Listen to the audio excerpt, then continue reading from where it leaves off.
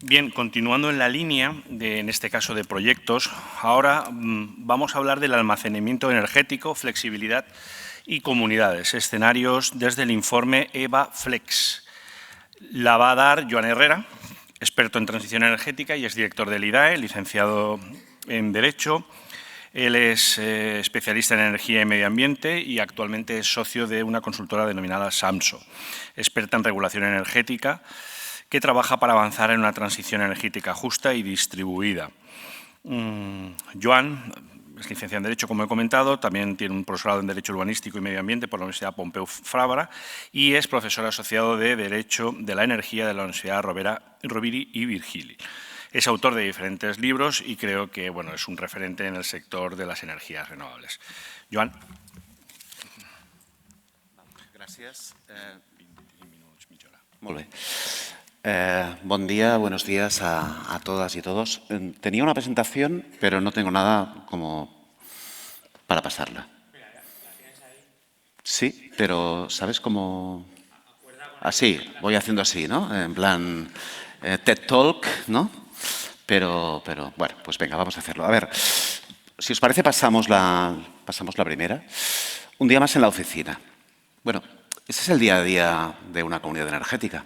Os han dicho que una comunidad energética es autoconsumo colectivo, y lo es, pero en un escenario de fuerte penetración de renovables y de no electrificación al mismo ritmo que penetran renovables, digamos que las comunidades energéticas tendrían que ser protagonistas, deberían ser protagonistas de la gestión de la demanda, de la electrificación, de la gestión y universalización de los CAEs, del almacenamiento, de la transición energética, de la electrificación. Y en este día a día, lo he puesto en un 9 de junio del 25, lo podría poner hace 15 días, no hoy. Digo no hoy porque hoy está habiendo un juego especulativo escandaloso en torno al precio de la energía y de la electricidad. Daría mucho que hablar. O lo podría poner de aquí 3 meses.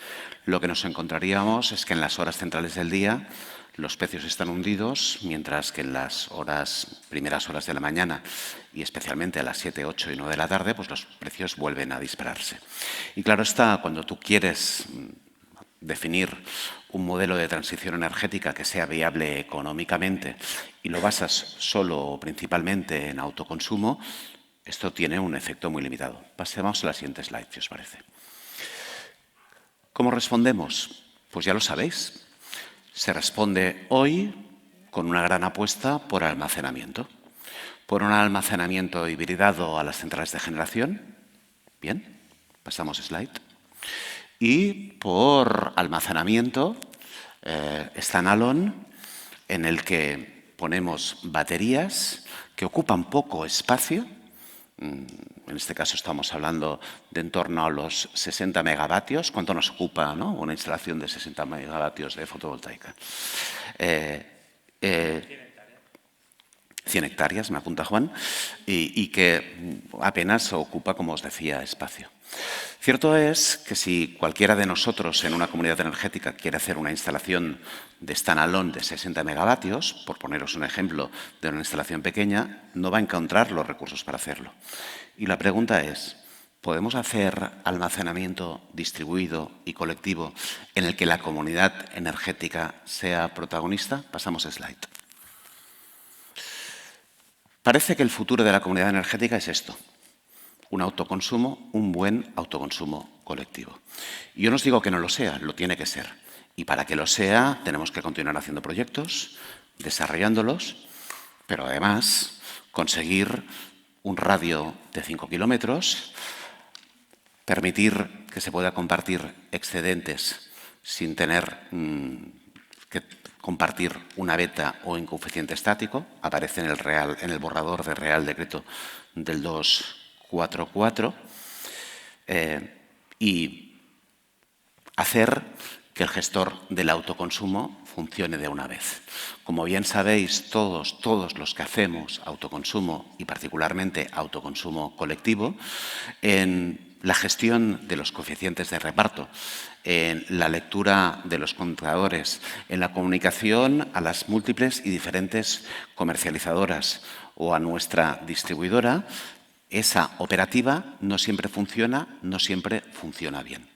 Y cuando no funciona bien, lo que hay es quejas de los usuarios. Cuando hay un error de lectura en DataVis, lo que no se puede es facturar de forma correcta y la gestión de ese autoconsumo no es la óptima.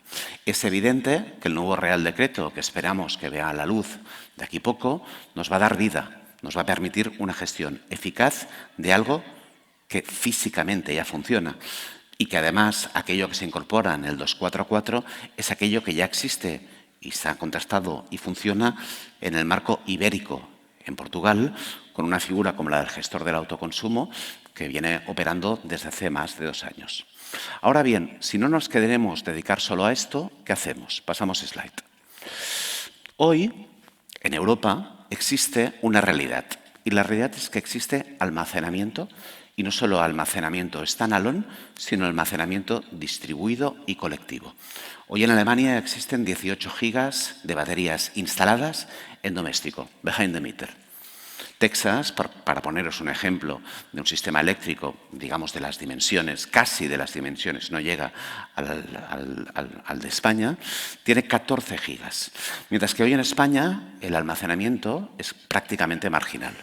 Esto no es casualidad.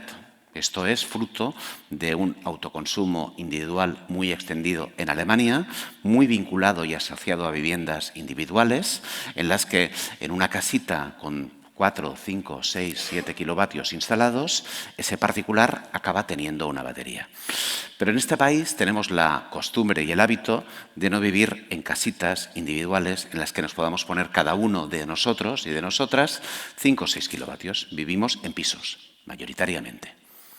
Y eso significa que, por tanto, esa batería asociada a nuestro autoconsumo individual tiene que ser una batería, puede ser una batería compartida, colectiva, que compartamos con una vecina, con un vecino, con otro comercio, con restauración, con todas las actividades de uso, con uso eléctrico que existen en nuestro entorno. Pasamos slide.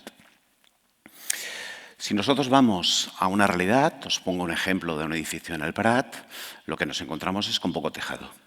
Y cuando vamos a hacer un autoconsumo y un autoconsumo colectivo, modelo de negocio principal de una comunidad energética, lo que nos encontraremos en ese edificio es que podremos instalar en torno a los 15, 20 kilovatios en el mejor de los casos, que apenas cubrirá la demanda de todo el edificio. En cualquier ámbito doméstico lo que nos encontramos es con una fuerte demanda agregada, con una demanda que además es protagonista en los momentos críticos, las 8 de la tarde, y bueno, con la necesidad de responder. Un día en el Prat de Llobregat, sabéis que yo he sido, aún soy, si bien ya no juego un rol de liderazgo, fundador o creador o director de la Comunidad Energética del Prat, estábamos haciendo una visita en una comunidad de vecinos donde apenas cabían unos pocos kilovatios. En esa comunidad de vecinos nos cabía una batería que permitía coger la electricidad a la hora barata y suministrar a esos vecinos en la hora cara. Técnicamente podíamos instalar la batería, técnicamente podíamos coger electricidad barata y suministrarla en hora cara, pero la norma no nos lo permitía. Eso pasaba en la primavera del 23. En la primavera del 23 dijimos, ¿y cómo lo podemos hacer? Y es cuando salió la convocatoria para los sandboxes regulatorios, en la que planteamos una excepción normativa para el municipio del Prat, en la que nos permitiese instalar 1 megavatio de baterías en diferentes edificios para poder coger energía barata y suministrarla en hora cara. Finalmente presentamos esa convocatoria, recuerdo la tarde en plena canícula de agosto. ¿Sabéis eso que presentas las subvenciones en los momentos más inoportunos? A mí me tocó plena canícula de agosto, en el 23, presentamos la línea, bueno, una solicitud para ese sandbox regulatorio. 2 años después, en la primavera del 25, se resolvían los sandboxes, con 2 años de retraso. con 2 años de retraso. Y finalmente, el Prat de Llobregat, un sandbox regulatorio en el que participa IREC, en el Instituto de Recerca de Energía de Cataluña, en el que participa Bambú Energy, empresa especializada en flexibilidad, Olivo Energy y OMIE, con una propuesta de mercado local de energía, fue escogida, una entre las 5 propuestas escogidas de sandboxes regulatorios en toda España. Digamos, una pequeña comunidad energética al lado de grandes actores, ¿no?, como Iberdrola, Endesa, por poneros algunos ejemplos. Eso es lo que pasó en el 25. ¿Qué ha pasado entre el 23 y el 25? Seguimos con la siguiente slide, por favor. Pues ha pasado una cosa bastante relevante, que es que Europa se ha movido. Y es que hoy el principal reto de la transición energética en este país no es principalmente la generación renovable. Lo continúa siendo, no digo que no. Pero el elemento principal es la gestión de la electricidad, es el almacenamiento de la electricidad. Y en el 2024, esa propuesta de sandbox regulatorio que se planteaba, en este caso, en agosto del 23, en el 24 se modifica la Directiva Europea de Mercado Interior de Electricidad y dice lo siguiente: se podrá compartir energía cuando esta energía sea renovable o, no y, o, reitero en el o, almacenada.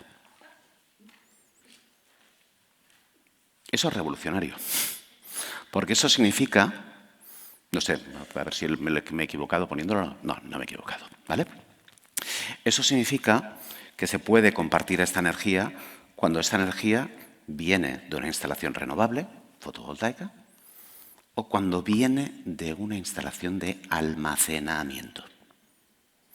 Esta directiva, modificada en el 24, se debería haber traspuesto en enero del 25 y, as usual, pues vamos con retraso en la transposición de la misma. Pasamos al siguiente slide, por favor. Esto lo presentábamos el 23, Sandbox, 24, nueva directiva, 25, se debería haber traspuesto. Y este otoño, que estaba prevista la publicación del borrador de Real Decreto, sale finalmente el borrador de Real Decreto. Y si bien en un principio en este borrador de Real Decreto teníamos que avanzar positivamente hacia modelos de gestión del autoconsumo y del autoconsumo colectivo que mejorasen la gestión actual, gestor del autoconsumo, radio de 5 kilómetros, la nueva modalidad, para mí muy importante, de autoconsumo colectivo para aquellas instalaciones que tengan excedentes. El Real Decreto, si bien os fijáis, pasó a ser el Real Decreto sobre autoconsumo y almacenamiento distribuido. Y en su exposición de motivos se explica en este Real Decreto los amplios beneficios que tiene el almacenamiento distribuido para el conjunto del sistema. Porque lo que está claro es que si almacenar nos va a permitir una mejor gestión de la electricidad, si almacenamos cerca del centro de consumo, de la unidad de consumo, esto va a permitir una mejor gestión de la red de distribución. Seguimos en la siguiente slide, por favor. Esa idea del 23, por tanto, se convierte en una casi realidad con el Real Decreto 244 y con una traslación al Real Decreto en la que nos permite, nos hace viable y nos hace posible, si bien desde mi punto de vista hay que mejorar la técnica normativa que aparece en el borrador del Real Decreto, para hacer posible ese almacenamiento distribuido asociado al consumidor behind the meter. ¿Seguimos, por favor? Se incorpora una disposición adicional tercera sobre almacenamiento distribuido asociado a una instalación de consumo, no de autoconsumo, de consumo, en la que se dice que las instalaciones de almacenamiento asociada, fijaros, al consumidores o consumidores. Veis que hay un error de redactado, no es mío, es el que aparece en el borrador del Real Decreto y ahora os explicaré mi tesis del por qué está mal redactado, ¿de acuerdo? Como si asociadas al consumidor o consumidores de energía eléctrica, como si de una instalación de generación o producción se tratara. En estos casos se denominarán modalidades de autoconsumo con almacenamiento distribuido. Dicho de otra manera, esa batería compartida entre vecinas y vecinos no es solo un CUPS, pasa a ser un caos, pasa a ser una unidad de autoconsumo. Podemos almacenar energía y podemos repartir coeficientes de energía de esa nueva batería, de esa batería que se ha instalado. Eso es absolutamente disruptivo, porque eso lo que permite es hacer que en una comunidad de vecinos que difícilmente por economía de escala van a poderse instalar cada uno de ellos una batería de 3, 4, 5, 6 kilovatios, puedan compartir una batería de 100 kilovatios, cargando la electricidad en hora barata y suministrando en hora cara. Y una cosa que también dice el Real Decreto es que esta batería, como cualquier otra batería, se podrá pagar sin cargos y peajes como una batería standalone. No discriminamos esa batería, pero suministrará esa energía como una instalación de autoconsumo, sin pagar cargos y peajes. Hay quien dice, eso no tiene lógica, eso no garantiza la sostenibilidad financiera del sistema, pero como después veréis en el informe, se acredita y se demuestra que el almacenamiento distribuido tiene las mismas ventajas que el almacenamiento centralizado y unas cuantas más. Tiene amplios beneficios para el sistema. ¿Seguimos, por favor? A partir de aquí, decir que este redactado no cae del cielo. ¿Podemos volver atrás un momento? En este redactado, si os fijáis bien, este error en el redactado, almacenamiento asociadas al consumidores o consumidores, un error de redactado, mi tesis es que se introdujo, pero se introdujo en el último momento. Cuando todos los que habéis estado en la administración y habéis tratado con un Real Decreto y otro Real Decreto y otro Real Decreto y otro borrador, cuando hay un error de redactado, ese error de redactado se corrige. Cuando se introduce el redactado en el último minuto, hay veces que se decuelan pifias. Por tanto, desde mi punto de vista, la introducción en esta disposición adicional tercera es una gran noticia, porque aparece el almacenamiento distribuido. Estamos transponiendo la directiva del mercado interior de electricidad modificada en el 2024, pero a su vez la solución jurídica encontrada no es lo suficientemente fina como ahora veréis. Seguimos. Como os decía, esta propuesta no cae del cielo.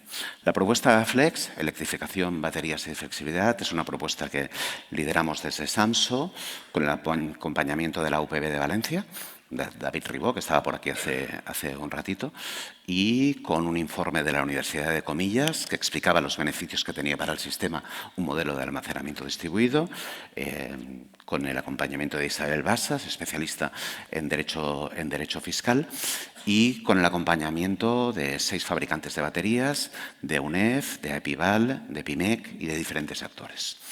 Digamos que fue un pequeño milagro que nos juntásemos muchos actores para hacer una propuesta que cambiase el marco normativo. Continuamos. Y lo primero que hicimos es intentar demostrar, porque los cambios normativos no caen del cielo, que un sistema de almacenamiento distribuido tenía amplios beneficios para el conjunto del sistema eléctrico. A partir de aquí se hizo un análisis de redes urbanas, semiurbanas y una red rural y se modelizó el impacto del almacenamiento distribuido en el funcionamiento de esas redes urbanas. ¿Seguimos, por favor? Dibujamos diferentes escenarios en el que del conjunto de baterías, en el escenario 1, 1,4 gigas de almacenamiento distribuido, en el escenario 2 aproximadamente 4, en el escenario 3 más de 6, el 22% de las baterías eran distribuidas en almacenamiento distribuido en diferentes categorías. Doméstico, residencial, servicios y pequeña y mediana empresa, e industrial, residencial, industrial y servicios. ¿Seguimos, por favor? Y lo que vimos son unas cifras que desde mi punto de vista son extraordinarias.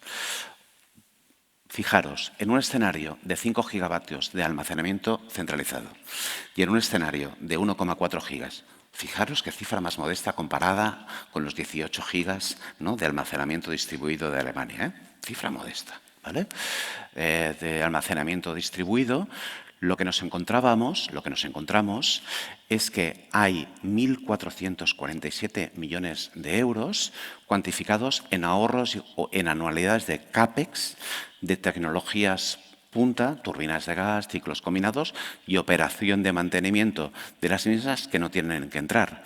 Dicho de otra manera, gastamos 1.400 millones de euros menos en generación que no tiene que entrar y, además, esto tiene una repercusión sobre los pagos de la electricidad de 6.900 millones de euros. ¿Seguimos? Creo que el mayor impacto que hay que valorar en este análisis, después os pasaré el slide, el link para que os podáis descargar el informe, porque es un informe muy sesudo, es que este escenario significa una inversión anual de menos 375 millones de euros anuales en inversiones en red de distribución. Eso no significa que no se tenga que hacer más inversión en red de distribución, que se tiene que hacer. Pero eso significa que cuando tú inviertes en almacenamiento cerca de la unidad de consumo, tienes que invertir mucho menos en distribución. Tiene lógica. Si yo lo que hago es almacenar standalone lejos de la unidad de consumo, esa energía se va a tener que transportar en el momento crítico, igual que se transporta cuando generamos. Si por contra, si yo lo que hago es almacenar esa electricidad cerca de la unidad de consumo, yo no necesito la misma red de distribución en el momento crítico. Y es que el sector residencial, particularmente, puede representar apenas 1/3 del consumo eléctrico, pero el sector residencial es el protagonista del momento más crítico del día, las 8 de la tarde. Y, por tanto, eso es lo que acredita que se invierta 375 millones de euros y que tengamos que pagar en retribución a la distribución en torno a 800 millones de euros al año. Seguimos con la siguiente slide, por favor. Por tanto, ¿qué nos encontramos? Con una modesta cifra, que no está pasando, de 1,4 gigas de almacenamiento distribuido. Nos encontramos con beneficios de 1.400 millones de euros de menor coste en generación, 6.900 millones de euros para la economía de empresas y personas y 375 millones de euros menos de inversión en red de distribución. Seguimos, por favor. La segunda propuesta que hicimos, como os decía, el borrador de Real Decreto, que desde mi punto de vista tiene ahora que pulirse y mejorarse, no cae del cielo, venía acompañada de un análisis normativo. Y en este análisis normativo, por favor, seguimos, lo que hacíamos era, bueno, hacer un análisis de lo que ha pasado, ¿no? Del intento que ha habido en el Real Decreto Ley 725, de la oportunidad que nos da la directiva. Y partíamos de una base. Hoy existe una directiva que transponer. Y en esa directiva lo que se dice claramente y abiertamente es que se puede compartir baterías. Siguiente slide, por favor. Paso porque esto ya os lo he contado antes. Siguiente. Aquí podríamos haber optado por modificar la ley del sector eléctrico. Pero digamos que tuvimos una autocontención derivada de un razonamiento, si me permitís, de aritmética parlamentaria. Cualquier propuesta de modificación de la ley del sector eléctrico se puede encontrar con un escenario de bloqueo parlamentario. Y lo que llegamos es a la conclusión de que no hacía falta. Y no hacía falta por lo siguiente. Pasamos a la siguiente slide. Porque modificando estos 3 reales decretos podemos conseguir lo que dice la directiva. Siguiente slide, por favor. Aquí planteábamos modificaciones del 244, modificaciones del 1183 y modificaciones del 1955-2000. Deciros que en el borrador de Real Decreto, desde mi punto de vista, y esta es mi opinión jurídica, debería modificarse, a mi entender, especialmente el 79.3 del 1955, que es aquel que dice que un CUPS no puede suministrar a otro CUPS, salvo algunas excepciones. Hay quien dice que esto no es necesario. Pero a mi entender, este artículo que tiene rango reglamentario, que no rango legal y por tanto se puede modificar con el 244, es importante modificarlo, no sea que nos encontremos que cuando vayamos a legalizar una batería compartida entre varios vecinos, nos venga alguien de la distribuidora, hay veces que no son lo suficientemente proactivos, otras veces sí, pero muchas veces no, bien lo sabéis, y nos diga que no puede un CUPS suministrar a otro CUPS. ¿Por qué lo digo? Porque una batería que se legaliza como una instalación de autoconsumo es un caos, pero es un CUPS. A diferencia de una instalación fotovoltaica que se legaliza como una instalación de autoconsumo, que es un caos, punto pelota. Por tanto, desde mi punto de vista, ese artículo 79.3 que dice un CUPS no puede suministrar a otro CUPS, salvo que, y pone una serie de excepciones, hay que excepcionar el autoconsumo colectivo derivado de una batería para garantizar que funcione. Continuamos. Y por último, no voy a entrar mucho en detalle aquí, lo que hicimos es una propuesta de modificaciones fiscales, ¿de acuerdo?, para hacer esto viable y factible, para conseguir que estas baterías pues, tuviesen una contribución fiscal. Seguimos en la siguiente slide. Aquí lo que hicimos es una descripción de la característica de la batería y os confieso que queríamos baterías que tuviesen estándares de calidad, de suministro y especialmente los servidores, por una cuestión de seguridad, en Europa. Intentando favorecer precisamente un servicio de calidad y una actividad económica, industrial y de generación de ocupación propiamente en Europa. Continuamos, por favor. Aquí simplemente voy a pasar esto muy rápido porque no creo que sea el objeto del debate de hoy. Hicimos una serie de propuestas en el impuesto de sociedades, impuestos sobre el IRPF y el IVA. ¿Continuamos? Pasamos la siguiente. No os voy a entrar en el detalle este, ¿de acuerdo? Seguimos. Entonces, fijaros bien, ¿no? Primero, análisis del impacto en redes y el análisis del impacto económico. Segundo, análisis de las medidas legales a establecer. Segundo paquete, medidas fiscales a incorporar. Y por último, medidas para impulsar la flexibilidad descentralizada. Si nosotros somos capaces de hacer que el sector doméstico y residencial, el sector servicios, la industria y la pequeña y mediana empresa tengan baterías en medio de un polígono, tengan baterías en una comunidad de vecinos, tengan baterías a la entrada del pueblo, baterías que por otro lado no ocupan apenas espacio. ¿Cuánto ocupa un megavatio a la entrada de cualquier pueblo de Canet de Berenguer? Un megavatio a la entrada de Canet de Berenguer ocuparía lo que ocupa un container. Pero es que Canet de Berenguer podría entrar en mercados de flexibilidad. Para ello, ¿qué era necesario? ¿Qué es necesario? Que haya medidas para impulsar esa flexibilidad descentralizada. ¿Seguimos? Gestión de la demanda, ya sabéis lo que es. En otros foros lo explico más. Aquí no hace falta. Siguiente slide. Pero para ello, lo que necesitamos es que las unidades, precisamente, que operen en estos mercados de flexibilidad sean de 0,1. Sabéis que se ha aprobado la figura del agregador independiente, pero lo cierto es, desde mi punto de vista, que este agregador independiente te puede agregar diferentes unidades de 0,1, pero difícilmente con una unidad de 0,1 puedes operar en estos mercados de flexibilidad. Lo que hemos hecho aquí, pasamos a la siguiente slide, es hacer una serie de propuestas de medidas, de POs que hay que modificar, para garantizar que a partir de unidades de 0,1 se pueda operar en estos mercados de flexibilidad. Deciros que no hemos hecho nada que no exista en Europa. No hemos hecho nada que no exista en Europa.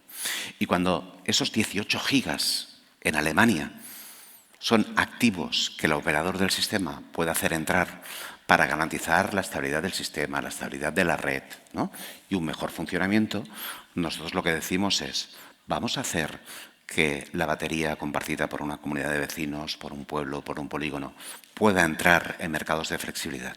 Y para hacerlo lo que hacemos es crear un marco normativo apropiado y homologable al que tenemos nosotros, al que existe hoy en otros países en Europa, con POs que se modifican para que unidades a partir de 0,1, 100 kilovatios, puedan jugar en estos mercados de flexibilidad. ¿Seguimos, por favor? Paso. Vale. Una última reflexión económica para que os veáis un poco las dimensiones de la movida, ¿vale? Pasamos a la última slide, si os parece, ¿de acuerdo? Yo creo que podemos coincidir todos y todas que hoy el reto de la transición energética, ¿no?, es generación renovable, pero sobre todo electrificación y gestión. Y que los modelos económicos de las comunidades energéticas, muchos y muchas os dedicáis a las comunidades, yo también, se tienen que basar en autoconsumo, pero tienen que ir más allá del autoconsumo. Movilidad eléctrica compartida, agregación de CAEs. Hoy el 70% de los CAEs se lo está llevando la industria con fichas que tienen un retorno del 175%. Cuando hay una inversión que tiene un retorno del 175%, está mal hecha la ficha. No es que seas muy espabilado, es que está mal hecha la ficha. Mientras que, en cambio, en otros entornos y en otros contextos, Francia, el sistema CAES está permitiendo la financiación de la rehabilitación, la electrificación y el acompañamiento a la pobreza energética. Hay fichas CAES en Francia a favor de vulnerables que tienen coeficientes correctores que se paga más ese CAE porque acompaña a los vulnerables. Hoy el reto de las comunidades energéticas está en diversificar. Y en diversificar con movilidad eléctrica, con autoconsumo, con CAES, con rehabilitación, con acompañar a la pobreza, a la situación en vulnerables, pero está también flexibilidad y está también almacenamiento. No estamos hablando de un mercado ni de una inversión multimillonaria. Sí, millones de euros. Miles de millones de euros, sí. Pero que en términos sistémicos tiene lógica y es mucho más barato que cualquier otra opción. Seguimos en la siguiente slide, por favor. Fijaros bien, presencia de renovable, de una presencia de una instalación de almacenamiento totalmente desaforado. Seguimos en la siguiente slide. A su vez, las inversiones que se necesitan es de un volumen de 1.000 millones, 3.000 millones y 5.000 millones. Me diréis, ¿es mucho o es poco? Bueno, pues es muy poco comparado con lo que esto ahorra al sistema. Pero significa que tiene que haber decisión política. Yo sé, creo que vosotros también, que es mucho más fácil ir a modelos standalone. Hago 10 plantas de 100 megas y tengo 1 giga de almacenamiento. Bien. Es más, ese giga instalado en standalone es más barato que instalar que el almacenamiento distribuido. Obvio. La pregunta es, ¿tienen los mismos beneficios, no para vosotros, no para la comunidad energética, ¿tienen los mismos beneficios para el sistema? Y la respuesta categórica, así lo acreditamos en el informe compartido con la Universidad de Comillas, es no. No tiene los mismos beneficios. ¿Por qué? Poner activos en flexibilidad y especialmente poner activos de almacenamiento cerca, al lado de las unidades de consumo, mejora exponencialmente la gestión del sistema. Seguimos. Fijaros que aquí hemos hecho diferentes escenarios de reducciones fiscales que se pueden aprobar o no. Seguimos con la siguiente slide. Pero que al final estas medidas de inversión, ¿vale? Seguimos con la siguiente slide, por favor. Es que si lo hubiese tenido yo hubiese sido mucho más divertido, ¿eh? Estoy haciendo así porque tengo que hacer así, porque yo soy así, interactúo, tiro para adelante, para atrás, tal. Vale. Continuamos, ¿vale? A ver, estas son las reducciones del IVA, pero es que quiero que veáis solo la última de las slides. Seguimos. Mirad, fijaros bien, ¿no? La generación de puestos de trabajo, en el informe está mucho más explicado, significa que en residencial creamos 35 puestos de trabajo por cada megavatio instalado en año y obviamente perdón, eso es residencial, comercial y al final pone residencial, debería poner industrial, ¿eh? Es un error de picaje, ¿de acuerdo? Obviamente en industrial se generan menos puestos de trabajo. Pero el impacto que tiene en residencial es muy superior por lo que antes os decía, porque el residencial es el prota del momento crítico, ¿de acuerdo? Del sistema eléctrico. ¿Seguimos? Estos son los escenarios de generación de puestos de trabajo, que fijaros que mayoritariamente están en residencial, ¿vale? Y seguimos en la siguiente, por favor. Quiero poneros la slide final, ¿vale? A ver, no, una atrás, otra atrás. Vale, esta. Fijaros, ¿no? Incluso en un escenario, ¿vale?, en el que aprobásemos estas medidas, incluso con una cuota más baja de IVA, incluso con un escenario de cuota de IRPF del 25 o del 50%, lo que nos encontramos es que el balance económico neto es de 407 millones de euros al año positivo. ¿Por qué? Porque lo que está claro es que el sistema nos cambia en el momento que tenemos almacenamiento cerca de la unidad de consumo. Acabo ya con la última. A ver, siguiente. Bueno, esto simplemente los datos. Y ya os dejo la última slide, porfa. Aquí tenéis el QR, que si estáis una tarde aburridos, de estas tardes lluviosas, ¿no? Que tenemos últimamente, bueno, pues y queréis leer un informe sobre esto del almacenamiento distribuido, pues aquí lo tenéis. Yo simplemente quería reiterar una idea, ¿no? La combinación jurídica combinada con el análisis técnico y de ingeniería produce cambios que nos permiten cambiar la realidad. Todo esto que os explico es una visita a una comunidad de propietarios en la que apenas cabía fotovoltaica y cabía una buena batería. Pero la norma no nos lo permitía. Y la pregunta es, ¿qué teníamos que hacer? ¿Quedarnos de brazos cruzados o cambiar la realidad? Las comunidades energéticas no son solo, si me permitís, un actor que tiene que hacer viable su modelo económico. Comparto lo que se ha dicho, Jordi lo situaba antes, ¿no? Y comparto 100%, tiene que ser viable el modelo económico. Pero la comunidad energética emana de dos directivas, y particularmente, para mí la más interesante, la Directiva Europea de Mercado Interior de Electricidad, que introduce un concepto que es el concepto de ciudadanía energética. No es un concepto casual. Se quiere empoderar a la ciudadanía y a la pequeña y a la mediana empresa, y no a los grandes actores energéticos, porque se quiere que se recupere el marco de la confianza en torno a la energía. ¿Por qué lo quiere así Europa? Yo no creo que sea porque sí. Europa lo quiere así porque un escenario de generación renovable necesita de gestionabilidad. Y un escenario de gestionabilidad necesita de confianza. Confianza. Y la confianza no es lo que ha sobrado en el sector energético. Perdonar que salga del marco y acabo ya, Juan. Estos días, es que yo estoy un poco no muy escandalizado. Como bien sabéis, ha subido el precio de los carburantes y se ha disparado el precio del gas y del petróleo. Pero si vais al día de ayer, veréis que el precio de la electricidad, que se preveía por los suelos en esta primavera, porque los embalses están a rebosar, también se ha disparado. ¿Ha cerrado el precio el gas?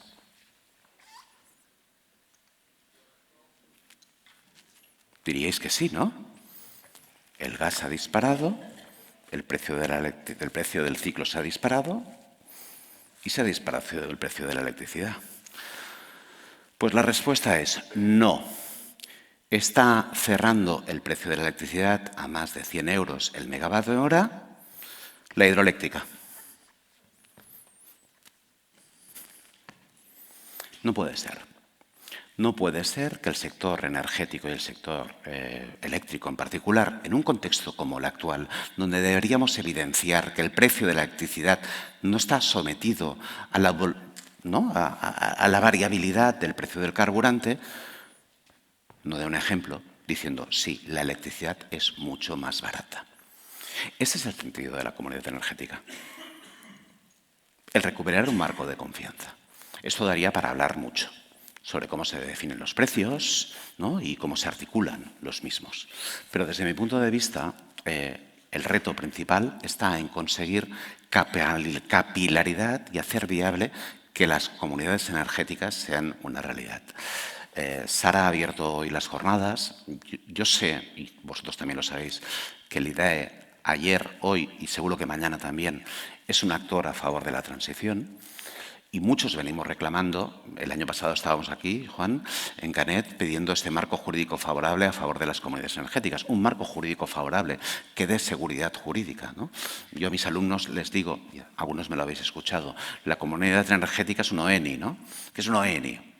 Un objeto eléctrico no identificado, porque está en la ley del sector eléctrico, pero no está desarrollado reglamentariamente. Esto y hasta ahora el agregador independiente. Ahora el agregador independiente ya tiene desarrollo normativo. Bien. Pero creo, francamente, que la comunidad energética tiene este sentido. Esto que os he explicado del almacenamiento distribuido es una pieza más. Para mí, otra pieza fundamental es el rol de las comunidades energéticas con los CAEs y, obviamente, el de la movilidad eléctrica y el de la movilidad, particularmente el de la movilidad eléctrica compartida, sumado, por supuesto, a un buen funcionamiento del autoconsumo. No podemos renunciar a él. Una cosa es que no nos dediquemos solo a ello, otra cosa es que no sea una buena fuente de hacer viable la comunidad y de poder compartir energía de proximidad. Por supuesto que sí. Pero creo, francamente, que este va a ser un elemento clave. El Real Decreto se está tramitando. Yo soy de la opinión de que, independientemente de lo que pase en los próximos años, un buen Real Decreto 244 es la trinchera desde la que continuar construyendo la transición energética. Para mí, la más importante, para mí es mucho más que el Real Decreto de Comunidades, el Real Decreto 244 es la pieza sobre la que continuar protagonizando la transición y sobre la que hacer realidad la directiva. Y os he explicado todo este camino, acabo ya, simplemente para deciros que es importante organizarse, ¿no? Y proponer y articular propuesta sólida y robusta para que sea realidad, porque estas propuestas, como os decía, no caen del cielo y si son posibles es precisamente por la insistencia de muchas y muchos de vosotros y porque continuáis cambiando la realidad. Muchas gracias.